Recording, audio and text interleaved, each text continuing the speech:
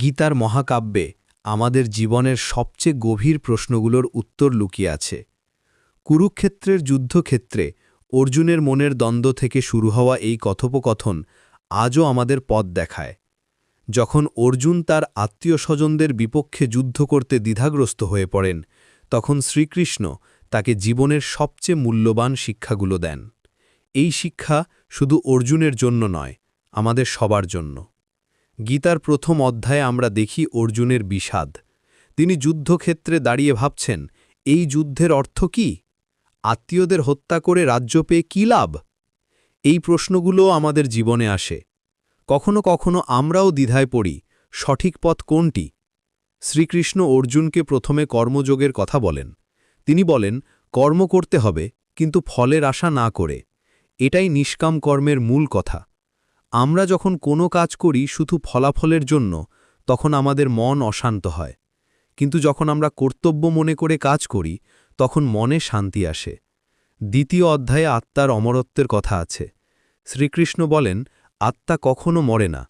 যেমন আমরা পুরানো কাপড় ছেড়ে নতুন কাপড় পরি, তেমনি আত্মা এক দেহ ছেড়ে অন্য দেহে যায়। এই শিক্ষা আমাদের মৃত্যু ভয় থেকে মুক্তি দেয়। তৃতীয় অধ্যায়ে কর্মযোগের বিস্তারিত আলোচনা আছে। এখানে বলা হয়েছে, নিষ্ক্রিয় থাকাও একটা কর্ম। আমরা চাইলেও কর্ম থেকে বাঁচতে পারি না।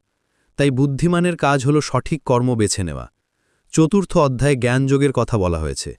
শ্রীকৃষ্ণ বলেন, জ্ঞানই সবচেয়ে বড় শুদ্ধকারী। যে ব্যক্তি সত্যিকারের জ্ঞান লাভ করে, সে সব পাপ থেকে মুক্ত হয়ে যায়। পঞ্চম থেকে অষ্টম অধ্যায়ে ধ্যান ও যোগের বিভিন্ন পদ্ধতির কথা আছে। এখানে বলা হয়েছে কিভাবে মনকে নিয়ন্ত্রণ করতে হয়, কিভাবে ঈশ্বরের সাথে যোগ স্থাপন করতে হয়।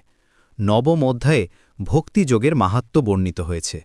শ্রীকৃষ্ণ বলেন, যে তাকে সর্বান্তকরণে ভালোবাসে, সে তার কাছে সবচেয়ে প্রিয়।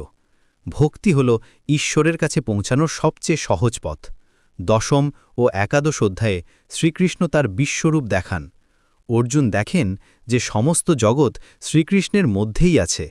এই দর্শন অর্জুনকে ভীত করে তোলে, কিন্তু একই সাথে তার মনে পরম শ্রদ্ধার জন্ম দেয়। দ্বাদশ অধ্যায়ে ভক্তিযোগের আরও গভীর আলোচনা আছে। এখানে বলা হয়েছে কোন ধরনের ভক্ত ঈশ্বরের কাছে প্রিয়। যে ব্যক্তি সবার প্রতি সমান ভাব রাখে, যে কারো ক্ষতি করে না, সেই প্রকৃত ভক্ত। ত্রয়োদশ থেকে পঞ্চদশ অধ্যায়ে ক্ষেত্রজ্ঞ, গুণত্রয় এবং পুরুষোত্তম যোগের কথা আছে। এখানে বলা হয়েছে কিভাবে আমরা প্রকৃতির তিনটি গুণ, সত্ত্ব, রজ ও তমোহের প্রভাব থেকে মুক্ত হতে পারি।